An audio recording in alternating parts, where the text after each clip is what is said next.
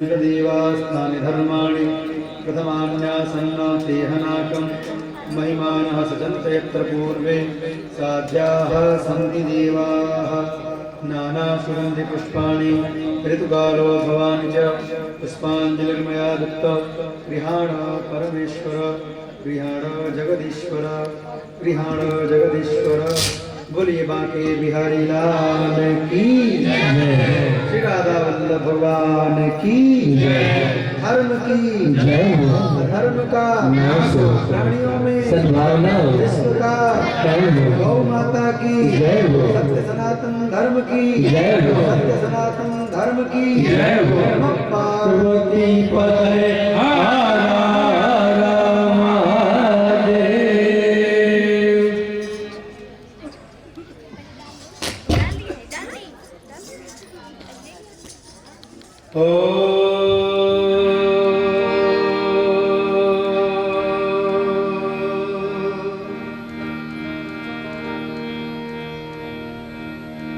श्री गणेशाय नमः।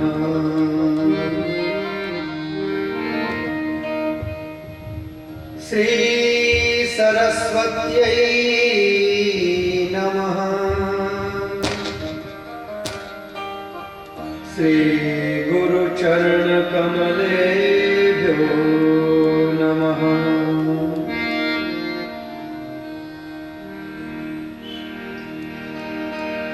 नमः परमहंसास्वादित चरण कमल चिन्मकरन्दाय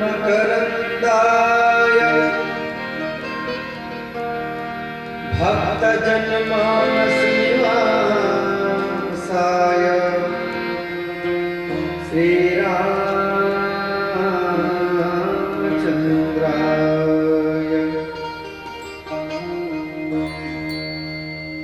वागीशायस्य वदने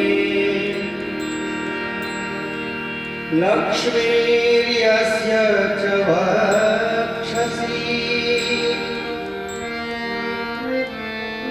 यस्यास्ते हृदये संवित् तं ऋषिं अहं भजे।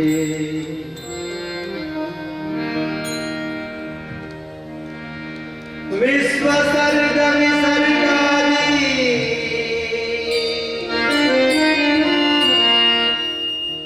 नवलक्षण लक्षितम्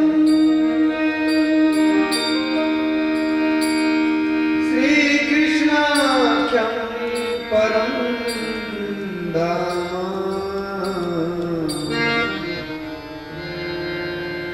जगद्धाम नमामि तत्।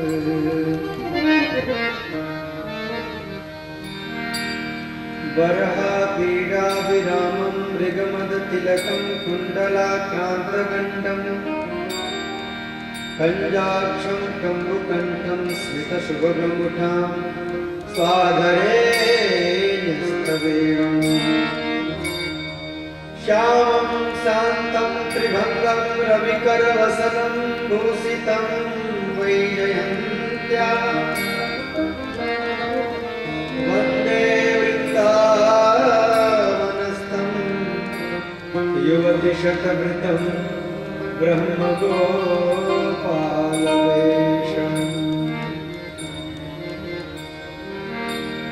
श्रीराधा साध्यं साधनं यस्य राधा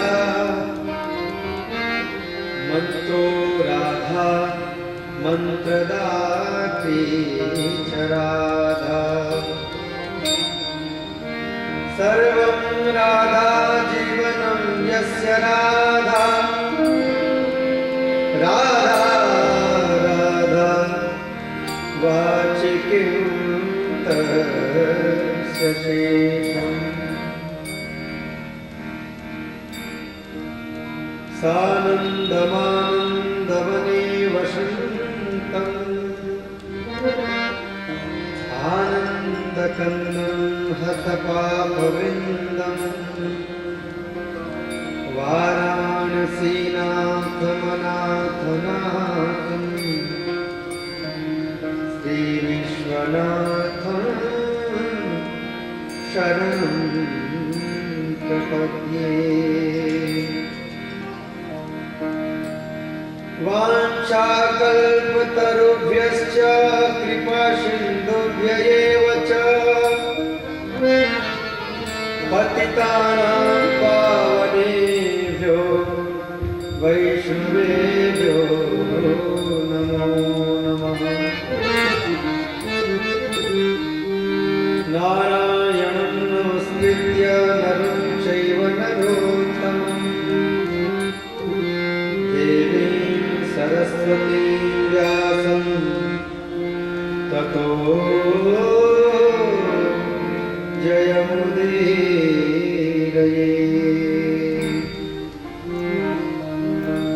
बुद्धेन तनुजानकी सुमिरो पवनकुमार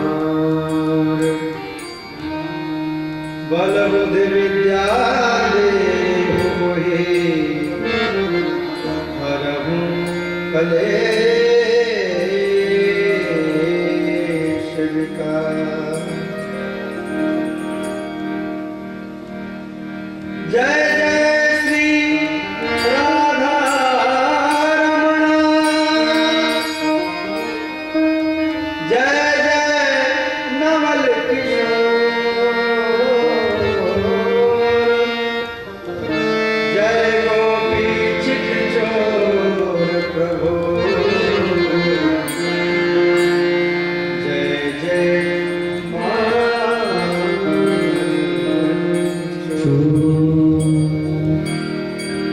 बोले वृंदावन बिहारी लाल की जय, गंगा मैया की जय, जमुना महारानी की जय, भागवत भगवान की जय, सद्गुरुदेव भगवान की जय, सुखदेव जी महाराज की जय, व्यास नारायण भगवान की जय। जय जय श्री राधे।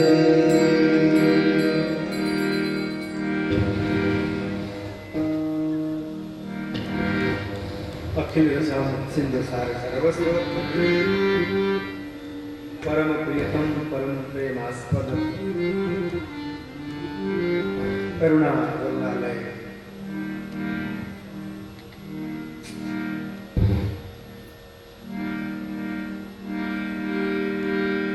श्री राधा कृष्ण युगल सरकार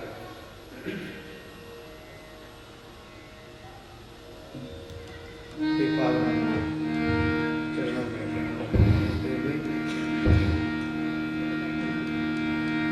कलि पावन अवतार गोस्वामी तुलसीदास जी महाराज भगवत स्वरूप सुखदेव भगवान के चरणों में प्रणाम अर्पित करते हुए पूज्य गुरुदेव भगवान, पूज्य माता जी, पूज्य पिताजी के चरणों में प्रणाम अर्पित करते हुए विश्व के सभी संत महात्मा ब्राह्मण देवता और गौ माताओं के चरणों में प्रणाम अर्पित करते हुए आप सब जितने भी श्रोता सज्जन, कथानुरागी माताएं बहन,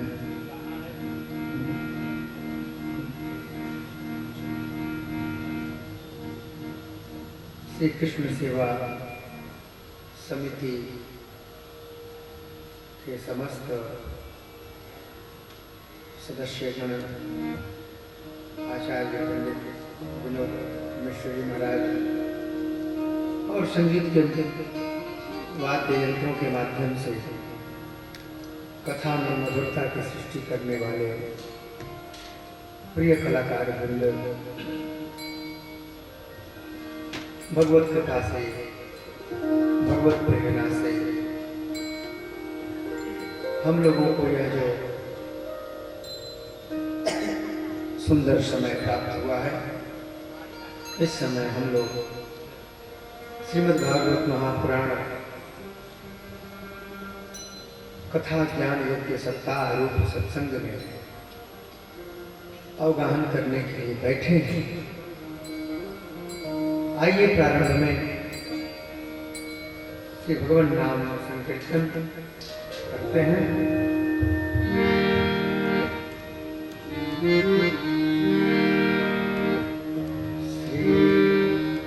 श्री गंगे जय गंगे,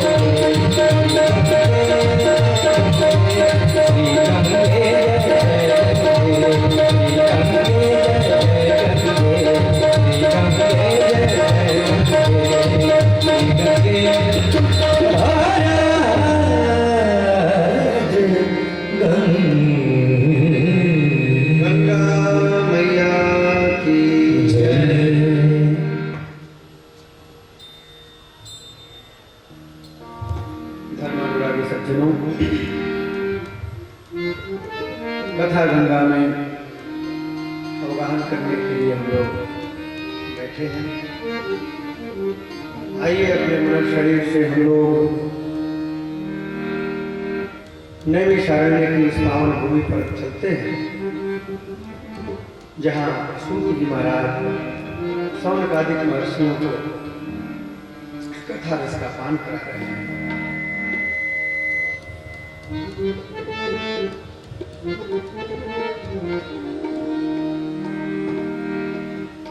बड़ी ही मंगलमयी भगवान की कथा चल रही है।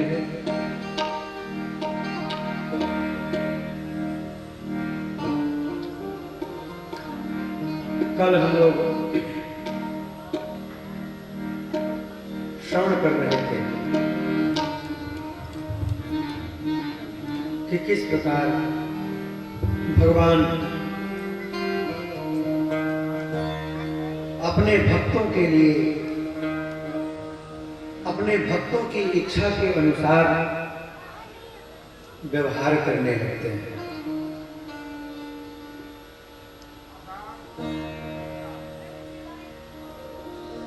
सौनकादिक महर्षियों ने अनेक प्रश्न किए। उन प्रश्नों के उत्तर में सूत जी ने भगवान के विविध अवतारों के संबंध में बतलाया, किस प्रकार भागवत जी की उत्पत्ति हुई, प्राकट्य हुआ, किस प्रकार सुखदेव जी ने श्रीमद् भागवत महापुराण का अध्ययन किया।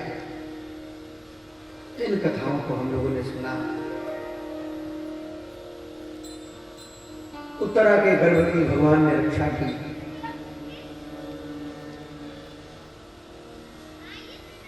और बुआ कुंती की स्तुति से प्रसन्न और प्रभावित होकर के भगवान ने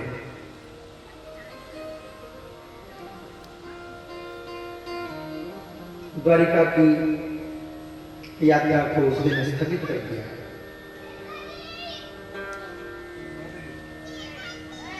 और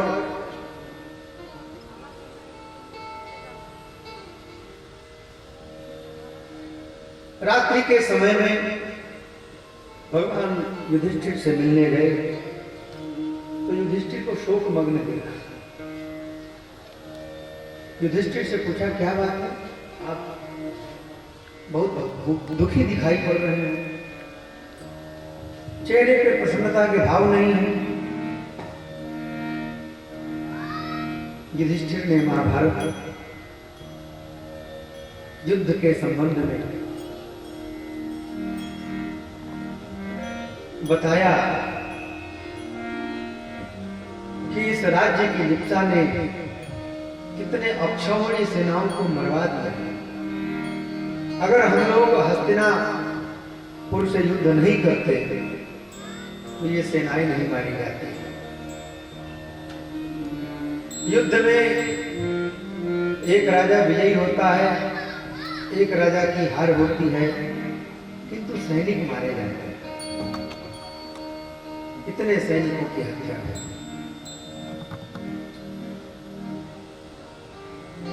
भगवान कृष्ण चाहते तो युधिष्ठिर जी को उपदेश कर सकते थे। जिन भगवान ने अर्जुन को गीता का उपदेश किया, वे भगवान यदि युधिष्ठिर जी को उपदेश करते तो क्या युधिष्ठिर जी को शांति नहीं मिलती? लेकिन भगवान यह चाहते हैं कि मैं स्वयं उपदेश न करके किसी महापुरुष के माध्यम से उपदेश करवाऊं।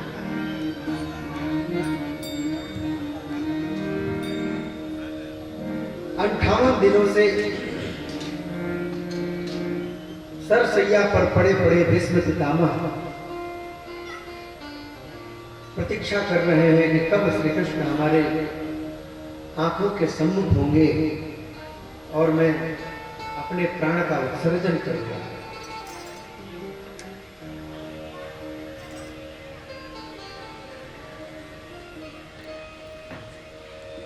मन में बस एक ही कामना है कि जब प्राण निकले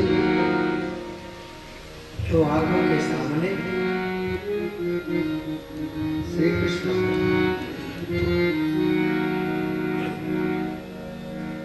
और भगवान श्री कृष्ण युधिष्ठिर आदि पांडवों को, व्यास भौम्य आदि ऋषियों को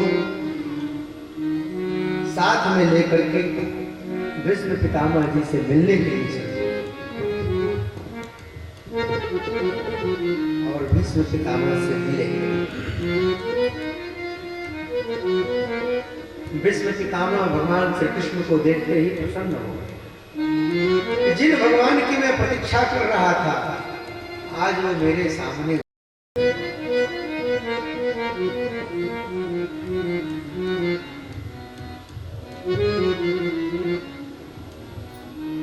भगवान से मानो मनी मन निवेदन किया कि प्रभु आप जैसे मेरे सामने खड़े हैं बस वैसे ही मेरे सामने खड़े हैं। सदैव देवो भगवान प्रतीक्षता, आपने हमसे बड़ी प्रतीक्षा करवाई है, अब कृपा करके आप मेरी प्रतीक्षा कीजिए।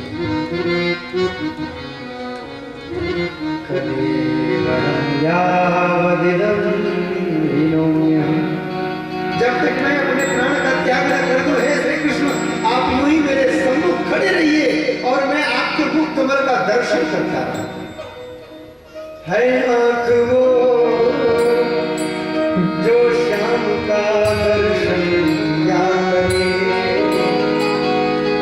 ऐसी जो प्रभु चरण में वंदन किया करे और इसी को स्थापित करते हुए है आंख वो जो श्याम का दर्शन किया करे। सरसैया पर पड़े पड़े भगवान श्री कृष्ण का दर्शन कर रहे हैं। भीष्म पितामह मनी मन प्रार्थना कर रहे हैं, सदैव देवो भगवान प्रतीक्षिता, आप मेरी प्रतीक्षा कीजिए। भीष्म पितामह चाहते हैं कि उत्तरायण सूर्य हो और ऐसे समय में मैं प्राण का त्याग करूं ताकि सीधे वैकुंठ आदि लोगों की प्राप्ति हो। महीने के दृष्टि से भी उत्तरायण का समय हो गया है, सूर्य उत्तर गोल में आ गए हैं, उत्तरायण का समय है। और यदि एक दूसरा पक्ष देखें तो दूसरा पक्ष यह है कि उत्तरायाः गर्भः अयनविजस्य स उत्तरायण। परीक्षित की माता उत्तरा और उत्तरा का गर्भ ही है अयन जिसका, उत्तरा का गर्भ ही है घर जिसका, वह है उत्तरायण। इस दृष्टि से भगवान श्री कृष्ण का एक नाम उत्तरायण है, क्योंकि परीक्षित की रक्षा करने के लिए भगवान श्री कृष्ण उत्तरा के गर्भ में प्रविष्ट हुए थे। आज वही उत्तरायण श्री कृष्ण भगवान भीष्म पितामह के सम्मुख खड़े हैं।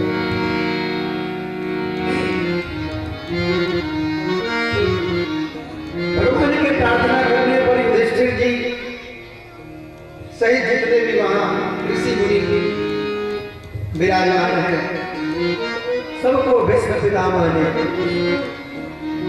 दान धर्मा, राज धर्मा, मोक्ष धर्मा, स्त्री धर्मा, भगवत धर्मा, समासव्यास योगतः। स्त्री धर्म क्या है, वानप्रस्थी का धर्म क्या है, गृहस्थ का धर्म क्या है, ब्रह्मचारी का धर्म क्या है, एक राजा का कर्तव्य क्या है, एक मनुष्य का कर्तव्य क्या है, इन सारे कर्तव्यों के संबंध में, कर्म के संबंध में, धर्म के संबंध में विश्व पितामह जी ने समास और व्यास शैली से उपदेश किया और भगवान के स्वरूप का चिंतन करते हुए श्री विश्व पितामह जी ने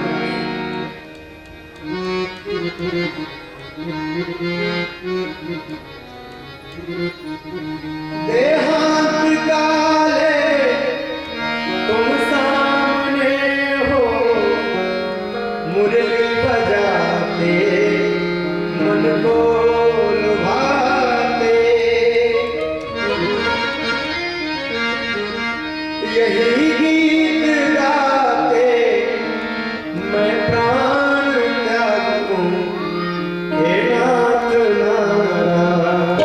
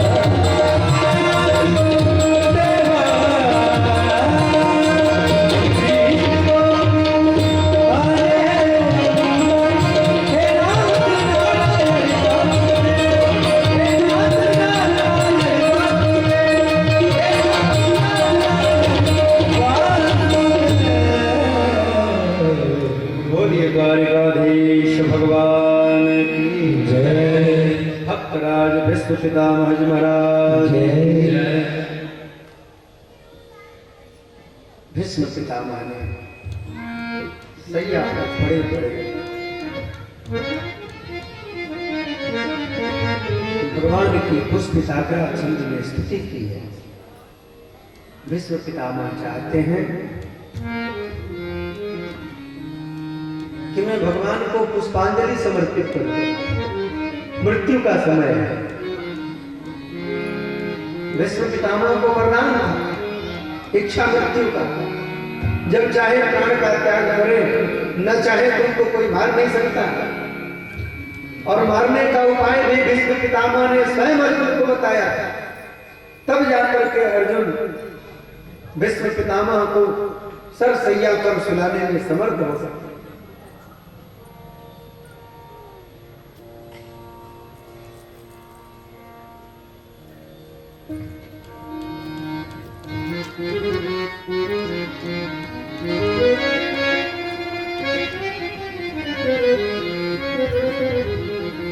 बोलिए वृंदावन बिहारी लाल की जय।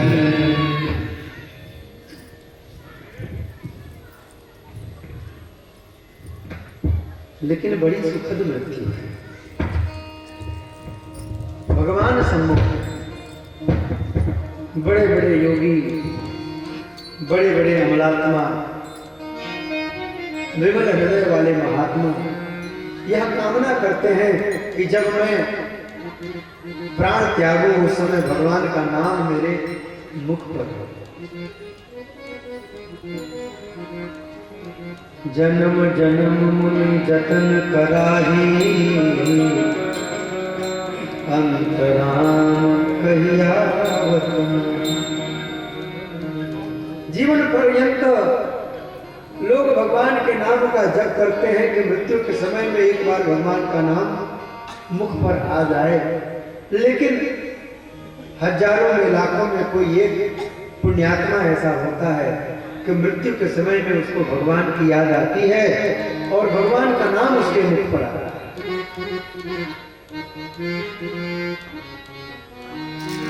भगवान का वचन है कि जो भक्त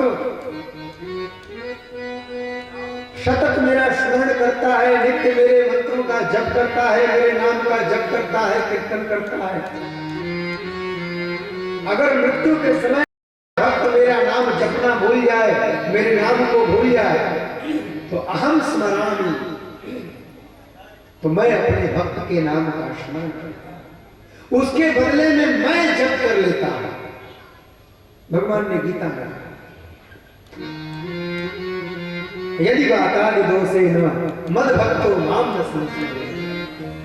मृत्यु के समय में व्यक्ति के शरीर में कफ वात पित्त का आधिक्य होने के कारण व्यक्ति भगवान का यदि स्मरण न कर पाए और वह नित्य भगवान के मंत्रों का जप करने वाला है, श्रवण करने वाला है, ध्यान करने वाला है, भगवान का स्मरण करने वाला है, तो भगवान कहते हैं कि ऐसे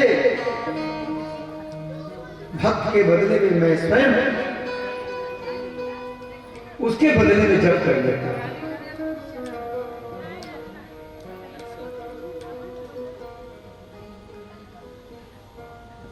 अहम स्मरामि सत्यम नयामि परमाम गति, और अपने उस भक्त को परम गति प्रदान करता है। ऐसे भाग्यशालियों में एक पितामह भीष्म जी महाराज, और रामायण में यदि देखें तो गीधराज जटायु जी महाराज। गीधराज जटायु जी को भगवान का गोद प्राप्त है।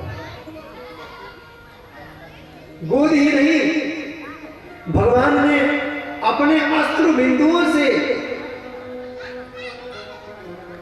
मानो जटायु जी को स्नान कराया।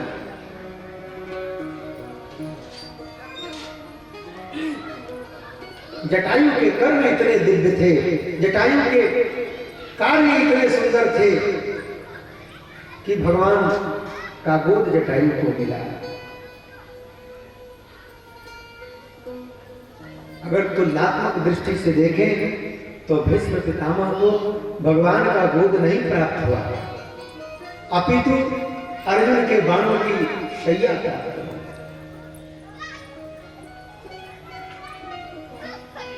लेकिन भीष्म पितामह का जीवन इतना पुण्यमय जीवन था कि अंत समय में उनको भगवत दर्शन हुए और भगवत दर्शन करते करते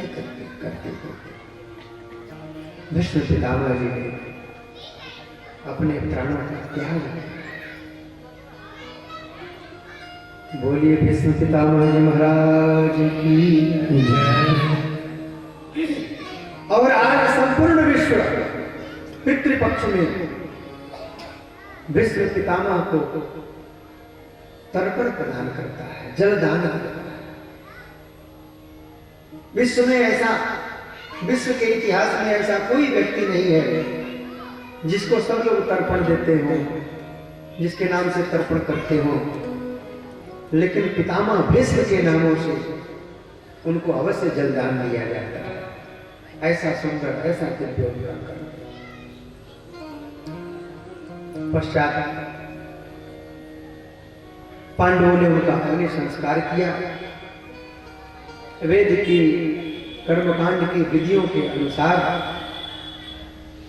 भीष्म पितामह के सारे कार्य किए गए। महाराज युधिष्ठिर का राज्याभिषेक हुआ। महाराज युधिष्ठिर ने 3 अश्वमेध यज्ञ किए। पश्चात भगवान श्री कृष्ण ने द्वारिका गमन किया। इस बार माता कुंती ने रोकने का प्रयास किया, लेकिन भगवान श्री कृष्ण ने कहा कि बुआ, मेरे भी माता पिता हैं, मेरे भी भाई बंधु हैं, मेरे भी कुल के लोग हैं जो मेरी प्रतीक्षा करते हैं। उन लोगों के पास भी मुझे रहना चाहिए। अगर आप आज्ञा दें, भ्राता युधिष्ठिर मुझे आज्ञा दें, तो मैं द्वारका प्रस्थान करूं। और भगवान श्री कृष्ण द्वारका प्रस्थान करते हैं। द्वारका में जाने पर भगवान श्री कृष्ण का दिव्य स्वागत होता है, राज्योचित स्वागत होता है। उनकी 16,108 पटरानियां भगवान श्री कृष्ण का आगमन सुन करके अपने आप को सजाती हैं। हमारे भारतीय परंपरा में यह नियम है कि पति यदि परदेश में हो तो स्त्रियां अपने आप को सजाती नहीं, और पति जब घर पे होता है तो अपने आप को सजाती हैं, पति के लिए सजाती है। स्त्री का जो भी कर्म होता है सब पति के लिए होता है, क्योंकि स्त्री का परमेश्वर, स्त्री का गुरु पति ही होता है। पति के अतिरिक्त इस स्त्री का कोई नहीं होता। पति के कारण ही सबसे संबंध होता है। जिससे ब्याह होता है उसके कारण उसके पिता को वह ससुर मानती है, उसकी माता को अपना सास मानती है। पति के संबंध के कारण सारे संबंध होते हैं। पति में ही परमेश्वर का दर्शन करना चाहिए स्त्री को। पति ही स्त्री का गुरु होता है, ऐसा शास्त्रों का सिद्धांत है। गुरु अग्नि जाति नाम वर्ण नाम ब्राह्मणों। समस्त जातियों का गुरु अग्नि है और सभी वर्णों का गुरु ब्राह्मण है, किंतु पतिरेव गुरु स्त्रीणाम।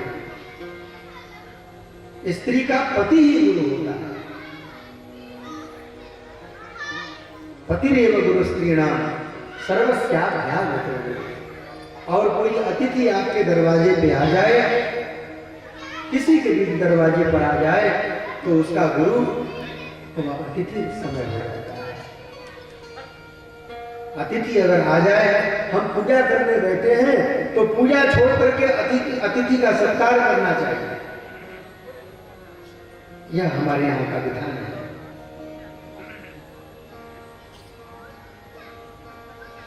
समय व्यतीत हुआ, परीक्षित जी का जन्म हुआ।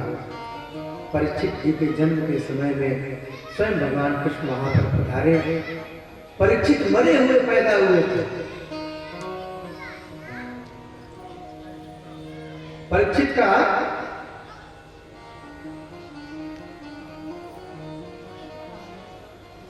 शरीर मानो जला हुआ हो। अश्वत्थामनो प्रशस्तेन ब्रह्म शेषो तेजसा। अश्वत्थामा ने जो बाण चलाया था उत्तरा के गर्भ पर, उस बाण से परीक्षित मृत हो चुके थे। लेकिन उत्तराया हतो गर्भ ईशेना जीविता। ईशेना पुनः जीविता। भगवान श्री कृष्ण ने उनको पुनः जीवित कर दिया। भगवान श्री कृष्ण ने परीक्षित जी को अपने अंक में लिया, गोद में लिया और यह संकल्प किया कि यदि अर्जुन मेरा सच्चा मित्र है, यदि अर्जुन में मेरी परम निष्ठा है, तो यह बालक जीवित हो जाए। महाभारत की कथा के अनुसार इस संकल्प को लेते लेते वह बालक जीवित हो गया। पश्चात व्यास भौम्यादि महर्षियों ने परीक्षित जी का जातकर्म संस्कार किया, उनकी कुंडली बनाई, कुंडली बना करके उनके समस्त गुणों का वर्णन किया, उनके भविष्य के संबंध में सब कुछ बतलाया।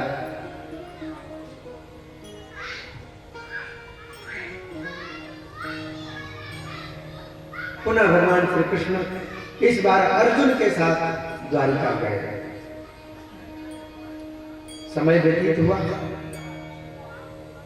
एक दिन विदुर जी महाराज घूमते फिरते हस्तिनापुर आए। युधिष्ठिर ने देखा कि चाचा विदुर आए हैं, उनके चरणों में प्रणाम किया।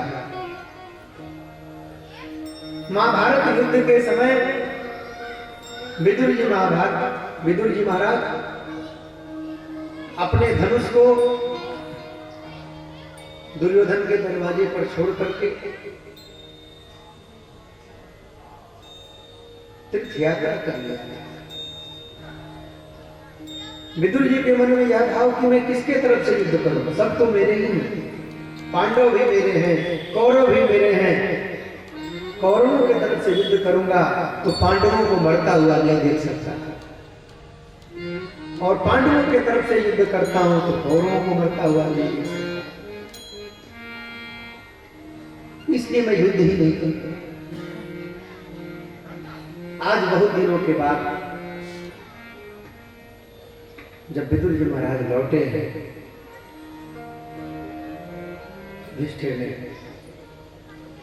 विदुर जी को प्रणाम किया, कहा चाचा जी हम लोगों को छोड़कर आप कहां चले गए?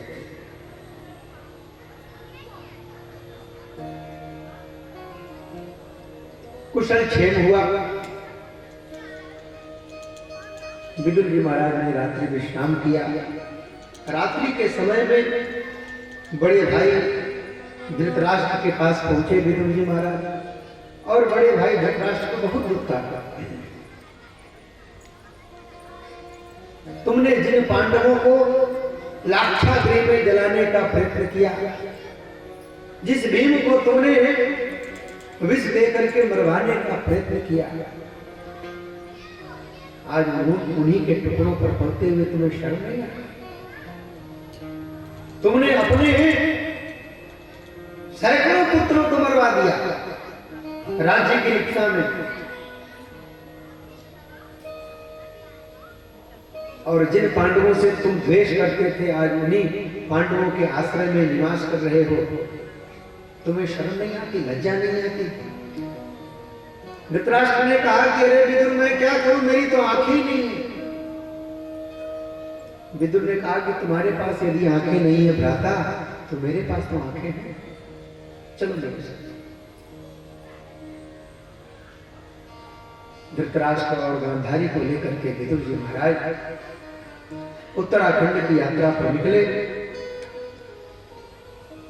किसी को रातों रात खबर नहीं हुई। दूसरे दिन नियम के अनुसार युधिष्ठिर जी महाराज धृतराष्ट्र को सुबह सुबह प्रणाम करने के लिए, विदुर जी को प्रणाम करने के लिए जब कक्ष में गए तो न पाकर के बहुत दुखी हुए।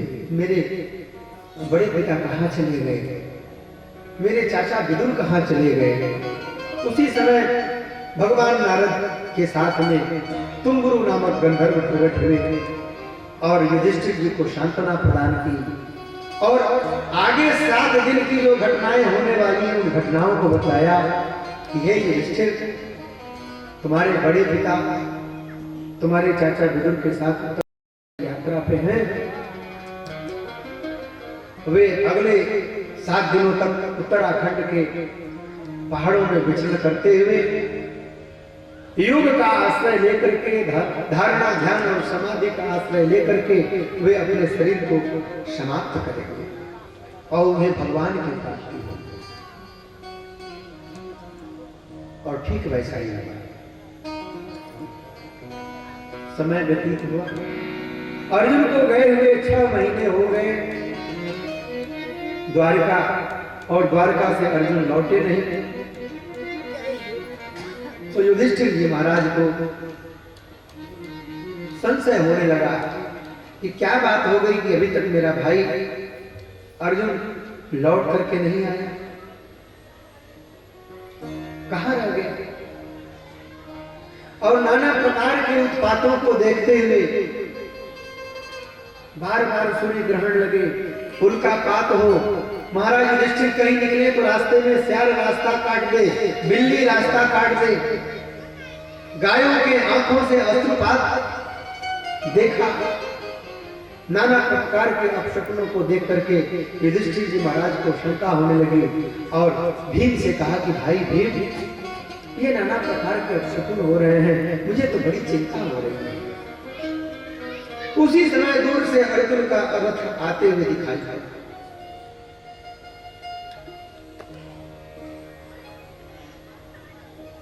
धीरे धीरे रथ समीप में आया, अर्जुन रथ से उतरे, आंखों में आंसू भरे हुए अर्जुन युधिष्ठिर जी के पास पहुंचे। युधिष्ठिर ने रोते हुए अर्जुन को देखा तो पूछा कि भाई अर्जुन, क्या बात है, तुम क्यों रो रहे हो, क्या बात हो गई।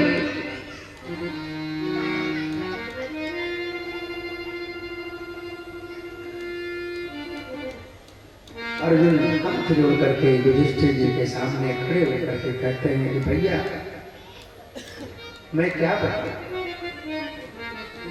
जिनके तेज से हम लोग तेजस्वी बने थे, जिनके शक्ति से हम लोग शक्तिमान बने थे, वे ही भगवान द्वारिका की लीला को समाप्त करके वैकुंठ गमन कर गए। यत् संश्रया द्रुपद गेहमुपागताना राजा स्वयंवर मुखेश्वर दुर्मदाना तेजोहितं खलु मया बृहतश्च मत्स्यः सज्जीकृतेन धनुषाधिगतां च कृष्ण। जिनके आश्रय को प्राप्त करके, जिनकी कृपा से मैंने द्रौपदी को प्राप्त किया, जिनकी कृपा से हम लोग लाक्षागृह जैसी घटना से अपने आप को बचाने में समर्थ हो सके, जिनकी कृपा से हम लोग नाना प्रकार के विघ्नों को पार करते हुए अंत में राज्य को प्राप्त किए, आज वही श्री कृष्ण हम लोगों का त्याग करके, इस धराधाम का त्याग करके वैकुंठ गमन कर गए।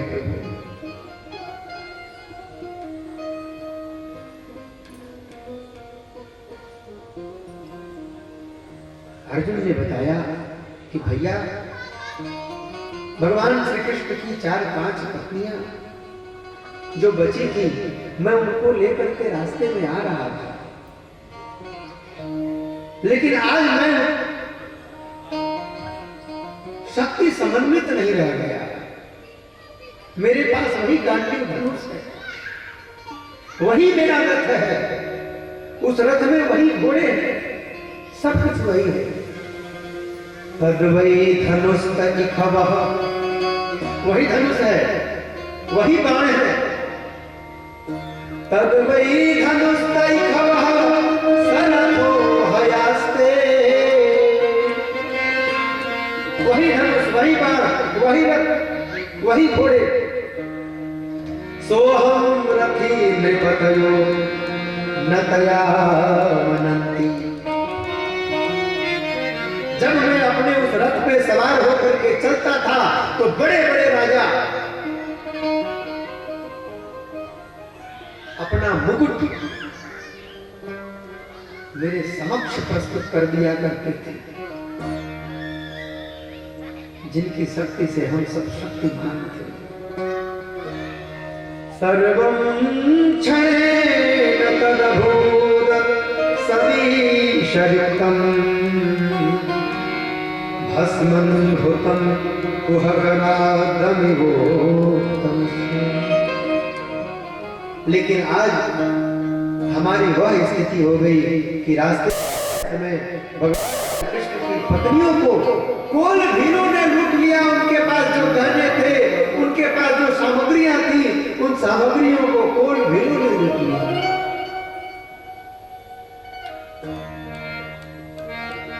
वस्तुतः वे कोल भील कोई सामान्य कोल भील नहीं थे, वो भगवत प्रेरणा से देवदूत ही आए थे भगवान की पत्नियों को ले जाने के लिए। लेकिन अर्जुन ने उनको कोल भील ही समझा, ये भगवान की माया है। और अर्जुन कहते हैं कि आज हमारे पास वह शक्ति नहीं रही है। भ्राता युधिष्ठिर,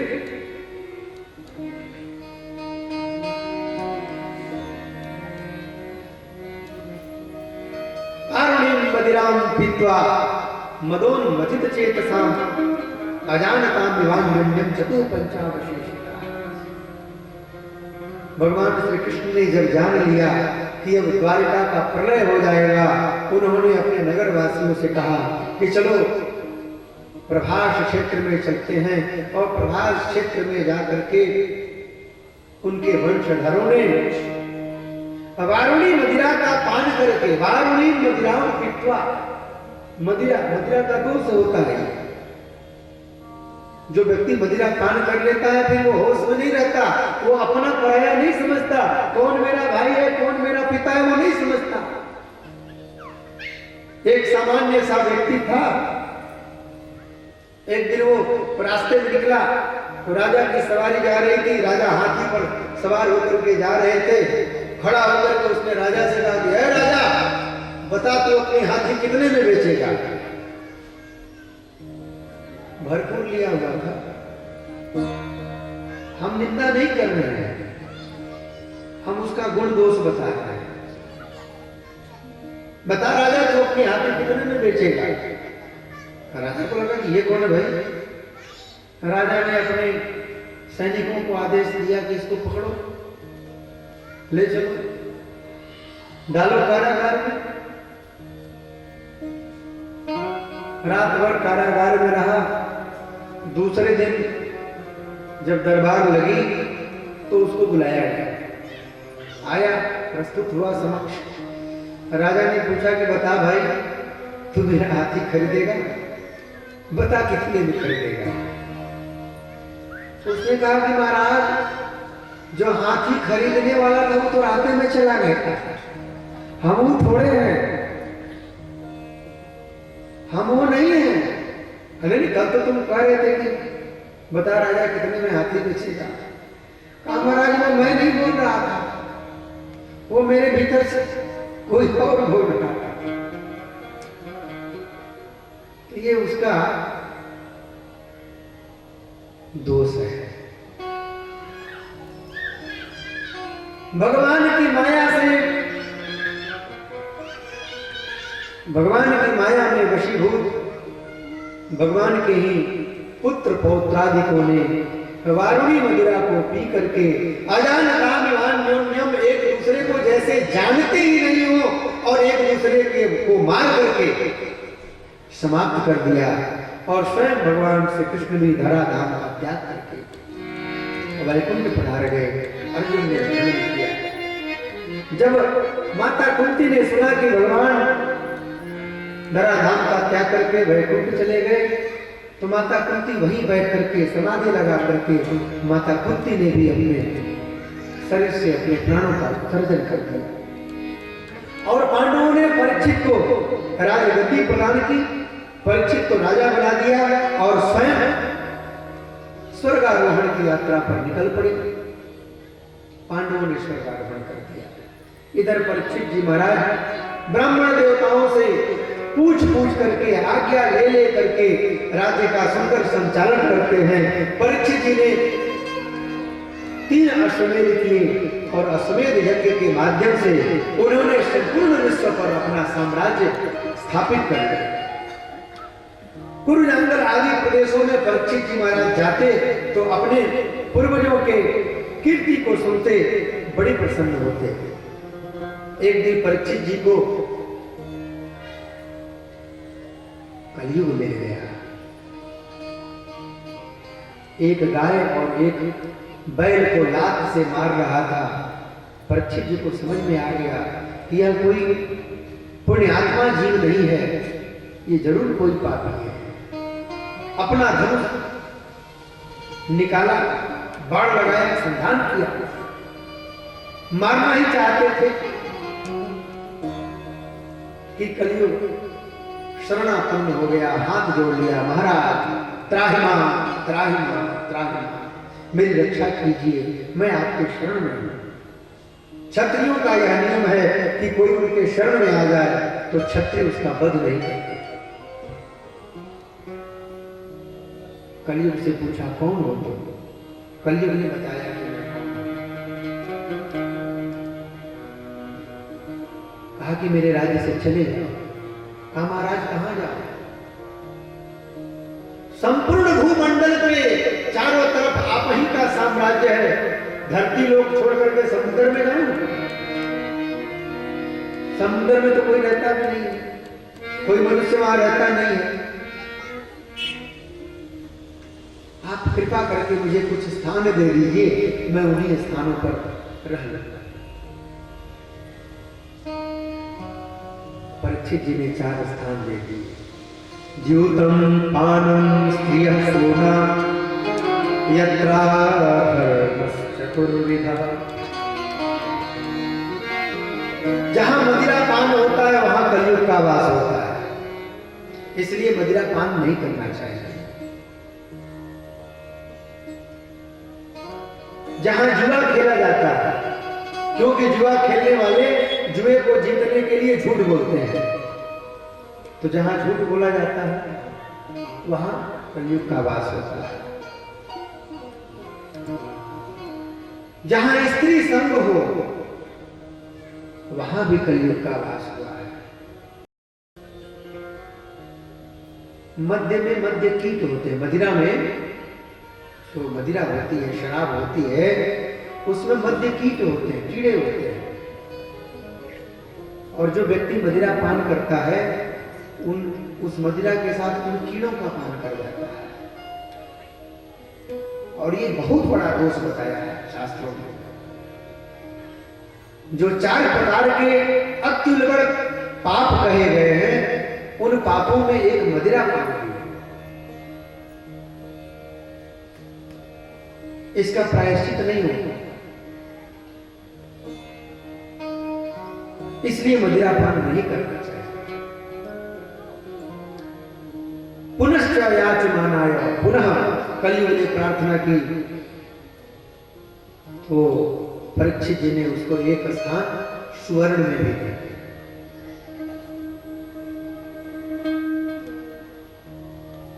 एक दिन की बात है, परीक्षित जी महाराज धनुष बाण लेकर के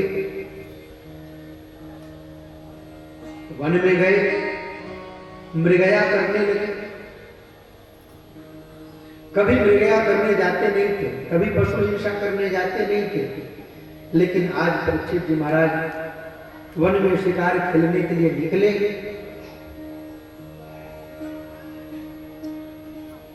तो हिंसा में भी कलयुग का वास है। जब प्यास लगी तो पानी की तलाश में भटकने लगे। सामने एक आश्रम दिखा, आश्रम में एक मुनि जी महाराज बैठे थे। आश्रम में गए, पानी मांगा, मुनि जी समाधि में चले गए थे। मुनि जी ने सुना नहीं। परीक्षित जी को लगा कि ये कोई ऋषि है, कोई मुनि है जो पाखंडी है, जो दम्भी है, मेरी आवाज को सुन करके भी बोलना नहीं चाहता है, मुझे पानी नहीं पिलाना चाहता है। एक मरे हुए सर्प को तीर से उठाया और मुनि के गले में लपेट दिया। उधर मुनि बालक श्रृंगी अपने मित्रों के साथ खेल रहा था। श्रृंगी को उसके मित्रों ने बताया कि भारतवर्ष के राजा ने तुम्हारे पिताजी के गले में मरे हुए सर्प को लपेट दिया है। 5 वर्ष का बालक श्रृंगी, अभी उसका यज्ञोपवीत संस्कार भी नहीं हुआ है और उसने महाराज परीक्षित को श्राप दे दिया।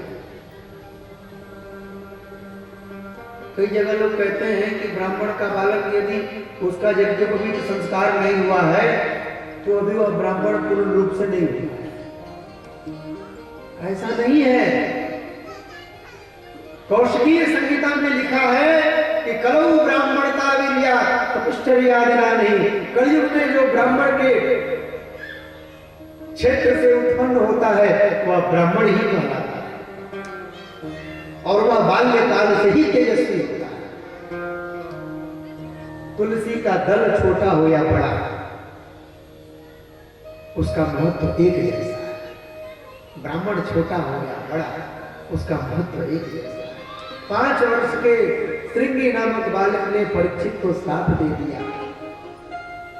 इति लंघित मर्यादम तक्षकं सप्तमे हनि दंशति स्म कुलांगा चोदितो मे तदद्रुहम्। अरे ब्राह्मण द्रोही राजा, तुमने मेरे पिताजी के गले में मरे हुए सर्प को लपेटा। जा, मैं तुझे श्राप देता हूं कि आज के 7वें दिन तक्षक नाग के डसने से तुम्हारी मृत्यु होगी। श्राप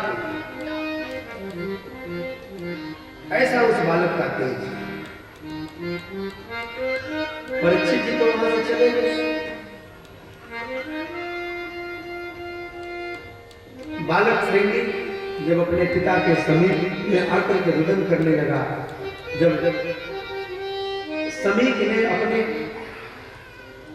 पुत्र के रोने की ध्वनि को सुना, बड़े से बड़ा महात्मा समाधि में हो लेकिन अगर उसको अपने पुत्र के रोने की आवाज सुनाई पड़ जाए, वो माता हो, वो पिता हो, अपने पुत्र के रोने की ध्वनि को नहीं सुन सकता। समाधि टूट गई, सामने देखा पुत्र खड़ा है, रो रहा है। बोला बेटा क्या बात है, क्यों रो रहे हो? कहा पिताजी, यहाँ के राजा ने आपके गले में मरा हुआ सर्प लपेट दिया।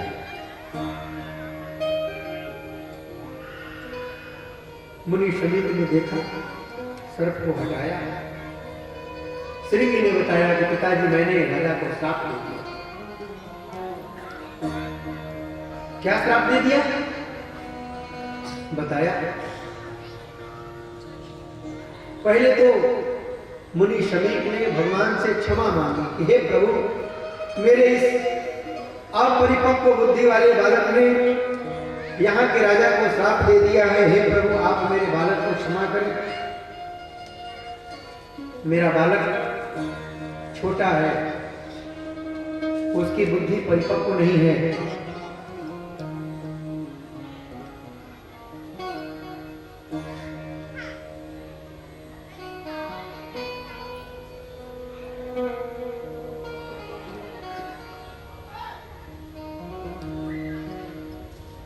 उसने भारतवर्ष के राजा को श्राप दे दिया है।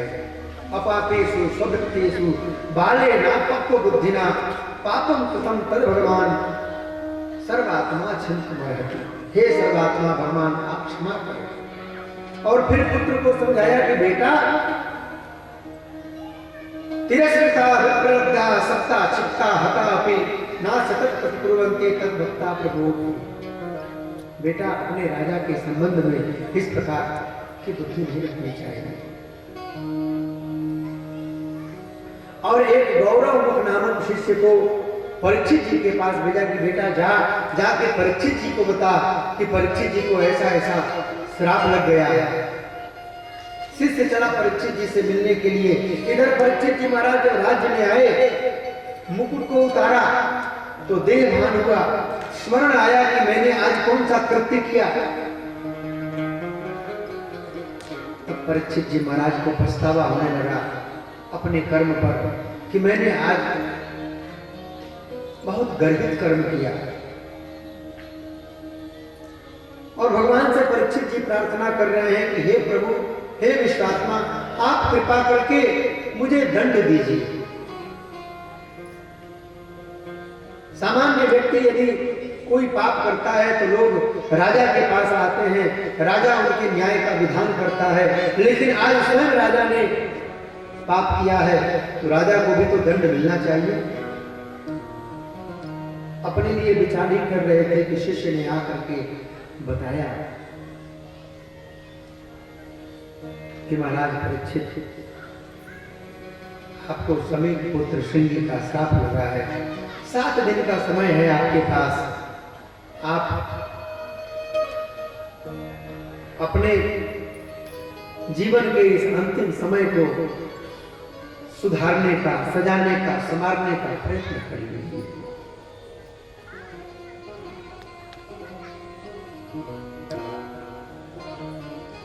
परीक्षित जी महाराज ने अनुग्रह मन्य माना, भगवान का अनुग्रह माना कि बहुत अच्छा हुआ कि ऋषि पुत्र ने मुझे श्राप दे दिया। मेरे कर्म ही ऐसे हैं, मुझे तो इससे भी कड़ा दंड मिलना चाहिए था। लेकिन मुनि पुत्र ने मेरे ऊपर इतना कृपा की है कि मुझे 7 दिन का समय दे दिया है। मैं इन 7 दिनों में अपनी मुक्ति का उपाय भी कर सकता हूं और अपने पुत्र जन्मेजय को भारतवर्ष का राजा बना दिया और स्वयं गंगा के तट पर अन्न और जल का त्याग करके परीक्षित जी महाराज आकर के बैठ गए। जब मुनियों ने सुना तो बड़े बड़े ऋषि मुनि परीक्षित जी से मिलने के लिए उस स्थान पर आने लगे। ऋषियों की भीड़ वहां पे इकट्ठी हो गई। परीक्षित जी महाराज ने ऋषियों से पूछा कि व्यक्ति जिसको यह पता लग गया है कि उसकी मृत्यु निकट है, उस व्यक्ति को क्या करना चाहिए? बड़े बड़े अमलात्मा महात्मा ऋषि वहां पर उपस्थित हैं, लेकिन कोई परीक्षित जी के प्रश्न का उत्तर नहीं दिया। उसी समय सुखदेव जी महाराज वहां पर आ गए। बोलिए सुखदेव जी महाराज की जय। तम ज्येष्ठवर्षं सुकुमार पाद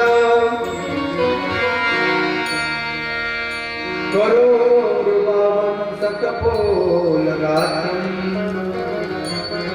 तम द्विअष्टवर्षं